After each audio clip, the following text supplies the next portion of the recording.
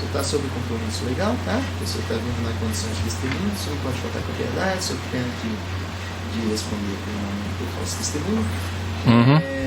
E diante dessa informação que nós passamos aqui para o senhor a respeito do motivo que o senhor está aqui hoje, o que o senhor tem a dizer a respeito dessa situação, especificamente sobre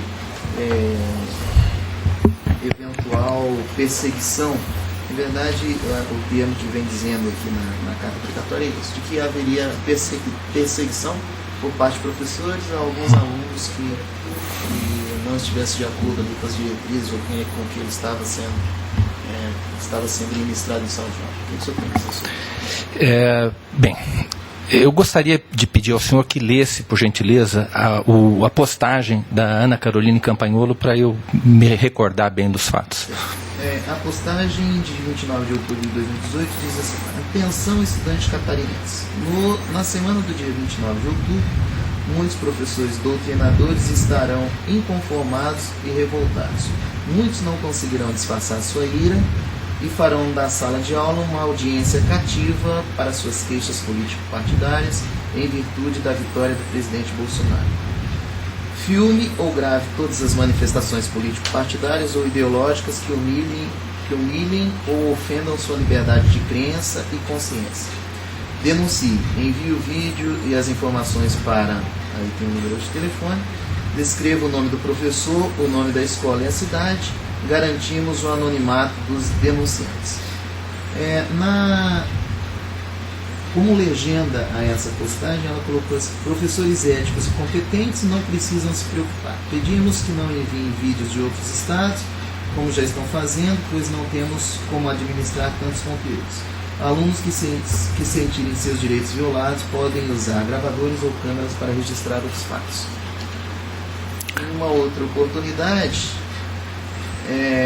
ela fez uma outra postagem, supostamente, conforme está nos autos, no seguinte texto: por que a possibilidade de gravar a aula está desesperando tantos professores?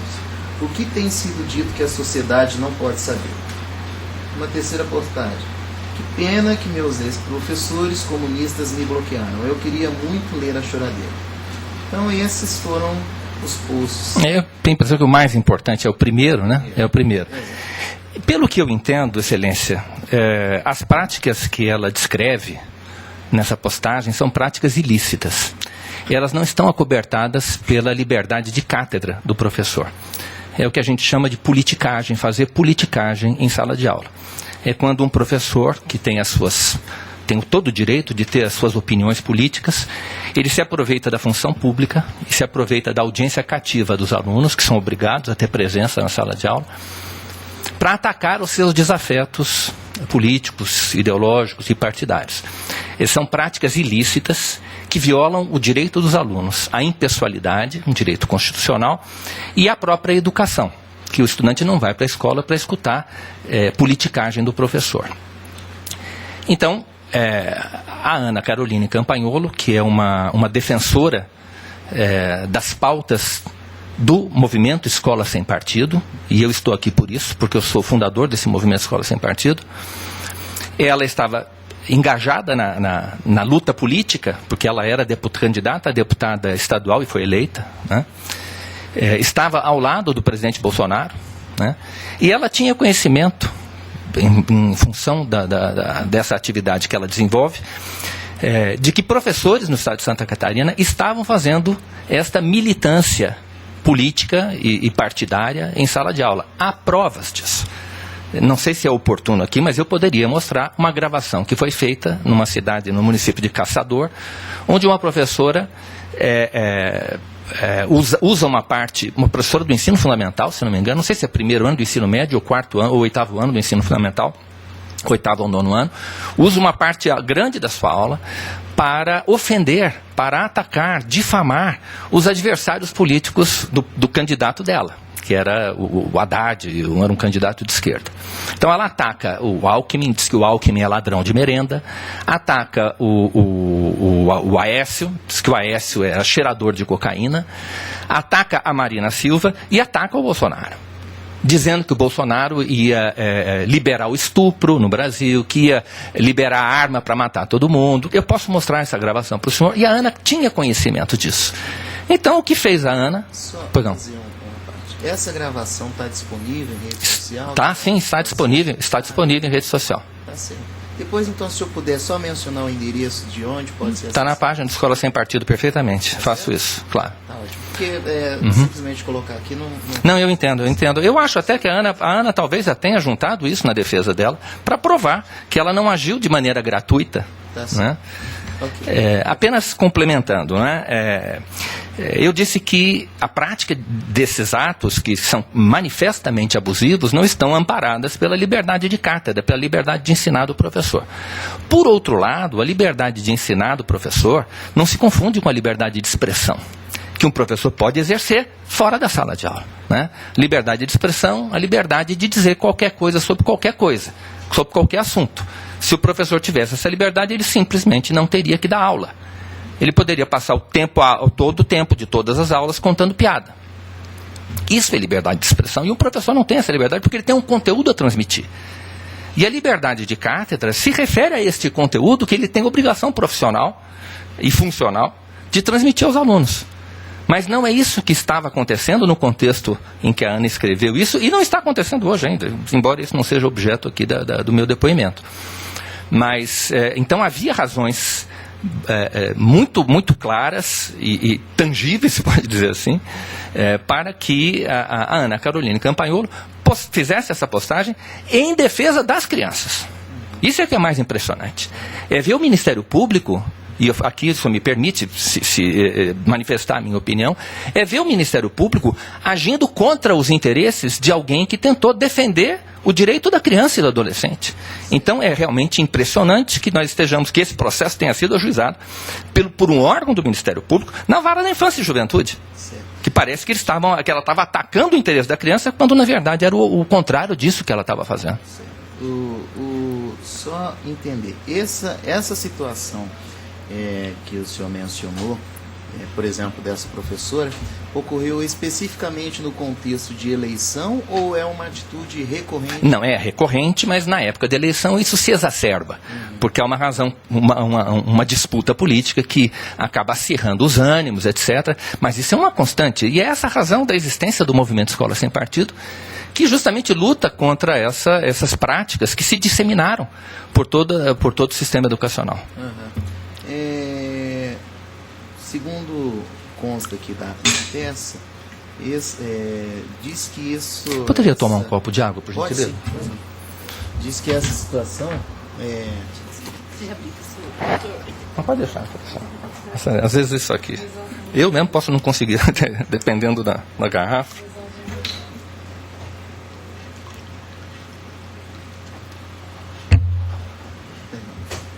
Segundo consta aqui dos autos ainda, esse ajuizamento da ação se deu em face de uma lei em razão de uma lei complementar estadual que defende lá na lei, e está previsto na lei, que é dever do Estado com a educação pública ser efetivado mediante a garantia de, entre outras questões, aqui ele fala o posicionamento crítico frente à realidade do aluno, né? Dentro da realidade atual do que esteja acontecendo. Essa atuação ali dos professores não seria uma situação de que poderia estar trazendo a reflexão, fatos atuais e tudo para que os alunos refletissem, então se posicionassem de alguma forma? Mas não é contra isso que ela estava, porque a postagem não se refere a esse tipo de manifestação dos professores, né? Tanto que ela menciona, se eu me lembro bem, o direito dos alunos ao pluralismo de ideias. Não sei se ela cita na postagem, não cita? Fala em pluralismo de ideias? Sim, fala. Né? E é justamente isso que está sendo sacrificado, esse pluralismo de ideias que estava sendo deixado de lado em prejuízo dos alunos, quando um professor usa a sua autoridade para atacar um adversário político, para atacar um desafeto político, né?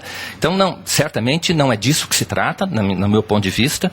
Ela não está, pelo contrário, a Ana, como defensora do Escola Sem Partido, ela também defende um dos 6 deveres do professor, que está no nosso anteprojeto de lei, que diz o seguinte: ao tratar de questões políticas, socioculturais e econômicas, o professor apresentará aos alunos de forma justa, isto é, com a mesma profundidade e seriedade, as principais versões, teorias, opiniões e perspectivas concorrentes a respeito da matéria. Isto é o direito do aluno ao pluralismo de ideias, é o direito à educação, que justamente compreende o direito de conhecer a realidade de uma forma ampla, para poder formar o quê? O juízo crítico, para poder ter uma visão crítica da realidade. Ele não vai ter uma visão crítica se ele conhecer apenas um dos lados, apenas se ele for um refém das opiniões do professor, né? Mas, Excelência, isso que nós estamos falando está muito longe do que está acontecendo. E está muito longe daquilo que a Ana Caroline tinha em mente quando publicou, quando fez essa postagem, né? O certo, o justo, o correto, o constitucional é que um professor apresente aos alunos, diante de uma situação controvertida, diante de uma questão que seja controvertida, os principais pontos de vista a respeito daquela questão. Inclusive antagônicos. Sem dúvida alguma, aqueles dos quais o professor discorda. O professor tem que ser capaz de apresentar de forma honesta as opiniões das quais ele discorda, para que o aluno não tenha uma visão distorcida dessa realidade, né? Senão o aluno vai ficar refém das opiniões do professor. Tá certo. Ministério Público com as perguntas. Boa tarde, senhor Miguel. O senhor conhecia a intenção da requerida de fazer essa postagem? Conversou com ela sobre essa postagem que está aqui em objeto dessa ação, e também da intenção dela de publicar esses vídeos ou as situações que os professores de alguma forma emitiam alguma opinião crítica sobre um viés político? Se eu me lembro bem, eu precisaria checar o meu WhatsApp com a conversa com a Ana, porque eu sou amigo da Ana. Ela me consultou, o que eu achava dessa postagem. E eu disse, eu não vejo nada de errado, até porque eu também fiz essa postagem nas nossas redes sociais, do Escola Sem Partido. Não, vamos dizer assim, da maneira como a Ana fez, usando as mesmas palavras, mas eu também disse, é direito do aluno proteger a sua esfera jurídica. Só para vista, essa postagem que o senhor está falando é essa aqui da inicial, em que tem atenção, estudante catarinense, semana do dia 29. Se eu puder dar uma olhadinha no meu WhatsApp, eu já confirmo isso. Mas eu acho que a Ana me consultou, sim, a gente tem uma boa relação, sim. E ela age com cautela nessas questões, porque ela sabe que isso é um assunto que pode gerar problemas, como infelizmente gerou, né? E o senhor conversou com ela, o senhor sabe se a conversa foi prévia à postagem? Eu acho que foi antes da postagem. Foi antes da postagem. Posteriormente à postagem, o senhor chegou a conversar com ela sobre repercussão? Muitas vezes. Tá. O que ela disse sobre repercussão, vídeos recebidos? O que ela falou? Não, isso ela não falou. Isso eu não me lembro da Ana ter me falado. Os vídeos que ela recebeu, das denúncias que ela recebeu, sobre isso nós não tratamos. Tá. Ela chegou a conversar com o senhor, qual que era o objetivo dela com essa postagem em relação aos vídeos, aos conteúdos recebidos? O que ela pretendia fazer? Ela pretendia, imagino eu, publicar nas redes sociais, como nós, do Escola Sem Partido, fazemos. Nas nossas páginas, nas redes sociais, nós publicamos com muita frequência os vídeos de professores que estão cometendo atos ilícitos no exercício da função. O senhor sabe se ela chegou a publicar algum desses vídeos? Não me lembro, não tenho conhecimento. E essa intenção de publicar... Isso gerou uma confusão muito grande. A publicação da Ana foi provocou uma polêmica enorme, foi notícia no Brasil inteiro, né? E eu acho até que em boa parte ela acabou se elegendo por causa dessa... porque ela já estava, se eu não me engano, eleita, né? Foi no primeiro turno. E o senhor falou que não sabe se ela publicou, mas sabe se essa presunção de que ela queria publicar esses vídeos é uma presunção do senhor, ou ela realmente falou isso, o senhor sabe que ela queria, a intenção era essa? Ela diz aí, né, que eu acho que ela diz que... Não sei se ela disse que vai, mas eu acredito que sim, eu publicaria. Sim. Não faz muito sentido o público fazer uma postagem dessa e depois receber o material e não dar divulgação. Porque o que ela estava querendo, ela estava atrás... Ela estava querendo ver se os alunos estavam sendo violados no seu direito à impessoalidade, como usuários de um serviço público. E há essa ideologia, essa tentativa aqui de postagem, há algum viés político específico que ela combatia? Nessa postagem, sim. Claramente ela está falando do Bolsonaro. Do Bolsonaro. Nessa postagem, sim. Mas eu quero dizer o seguinte, a Ana, como defensora da proposta do Escola Sem Partido, ela, naturalmente, até que seria uma insanidade, dizer que apenas um ponto de vista não pode ser manifestado, ou que seria lícito a um professor fazer campanha ou proselitismo político a favor das pautas que ela defende. Então, ela, nesse ponto, ela é refém da proposta que ela defende. Então, não sei se eu estou sendo claro, a nossa proposta é a partidária. Assim como não poderia fazer apologia para candidato, por exemplo, Haddad. Exatamente, é essa a ideia. E ela está de acordo com essa postura, que é a postura que nós defendemos. Agora, nesse caso em particular, ela estava... Por quê? Porque a situação era essa. Porque existe no sistema educacional, se isso me permite apenas concluir essa parte, existe um viés predominante, que é o viés da esquerda. Então, parece até que a gente estaria... As pessoas acusam o nosso movimento de ser um movimento de direita, embora o nosso movimento seja apartidário. Basta ler a proposta. A nossa proposta é um projeto de lei, um anteprojeto de lei, que tem 12 artigos, 11 ou 12 artigos, e lendo ali ninguém vai dizer que há o favorecimento dessa ou daquela corrente. Né? Agora, na prática, as denúncias que nos chegam e que nós divulgamos são denúncias de professores que dizem respeito a professores que estão fazendo militância de esquerda em sala de aula. E o senhor falou que o objetivo era postar esses vídeos que ela recebesse, e a postagem desses vídeos ajudaria em que o movimento, qual que era o objetivo final dela em postar os vídeos com os professores, primeira pergunta, e o senhor chegou a conversar com ela, alertando, ou se ela tomaria esse cuidado, de conversar com ela sobre para evitar a exposição da imagem do professor, por exemplo, não identificação do professor, não identificação de voz, não identificação do local, ou não? Era a intenção dela também identificar esses professores? Bem, a primeira parte da pergunta é a seguinte, é importante isso. Qual é o objetivo de divulgar isso? Né? É inibir essa prática. Porque quando se publiciza esses abusos, quando se publicizam esses abusos, a consequência imediata é que o professor, que tem um pouco de juízo, começa a ficar temeroso de fazer isso em sala de aula. A denúncia pública é o melhor instrumento que nós temos de inibir essas práticas. Então, é aquela história, quando você abre a cortina, existe um segredo na sala de aula. E esses abusos ocorrem no segredo da sala de aula. Quando você abre a cortina e esses abusos aparecem para a população, isso causa uma reação natural. E o próprio professor, muitas vezes, que faz isso, fica envergonhado de ter sido levado a público. Né? Então, existe este efeito, vamos dizer, o efeito denúncia, vamos dizer assim, ele é saneador, porque ele acaba inibindo outros professores, né, de adotar esse tipo de conduta. Primeira parte da pergunta. A intenção dela era inibitória pelo constrangimento do professor e dos outros também que olhassem e pudessem sofrer aquele mesmo. Exatamente, era inibir essas práticas. A segunda parte da pergunta. Não existe, da nossa parte pelo menos, não acredito que da Ana também, a menor preocupação em proteger a identidade desses professores. Né? Quando é um vídeo gravado, existe o princípio da publicidade, artigo 37 da Constituição, o professor está no exercício de uma função pública, ele não tem por que estar se escondendo ali, não viola o direito à imagem, porque há interesse público na divulgação dessas imagens, e nesse ponto a jurisprudência do STJ é muito clara. Né? O direito de imagem, esse direito não prevalece numa situação em que há interesse público na divulgação dessas imagens, então nós não temos essa preocupação de proteger se o professor aparece na imagem, se ele está na frente dos alunos praticando aqueles atos, então há interesse público em saber o que está acontecendo. Outra situação. Desde que essas práticas sejam abusivas.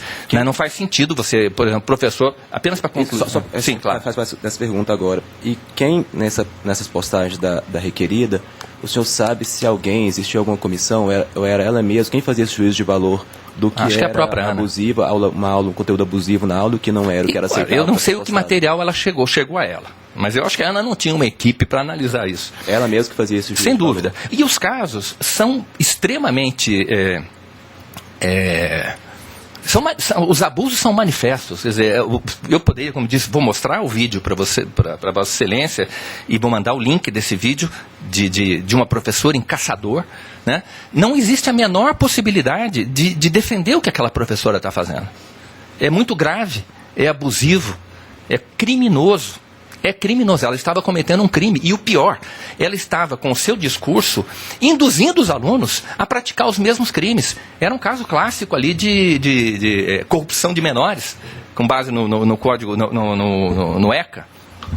Porque ela estava colocando mentiras em circulação, colocando calúnias em circulação, para que os alunos levassem isso adiante, menores de idade. E esse número que tem aqui... eu não sei se o senhor já ouviu esse número, conhece, é de algum contato que o senhor tem conhecimento, ou sabe se é o número da própria requerida, Ana Carolina, esse 49, o DDD, 98853... Não sei dizer. Deve ser. A Ana não tinha equipe. Agora, hoje, como deputada, ela tem uma equipe. Nessa época da campanha, não trabalhava com uma equipe? Eu acredito que não. Não tinha dinheiro, não tinha nada. Eu não posso afirmar isso com certeza, mas pelo número eu não sou capaz de me lembrar. Ela certamente também já trocou de número, porque... Sim.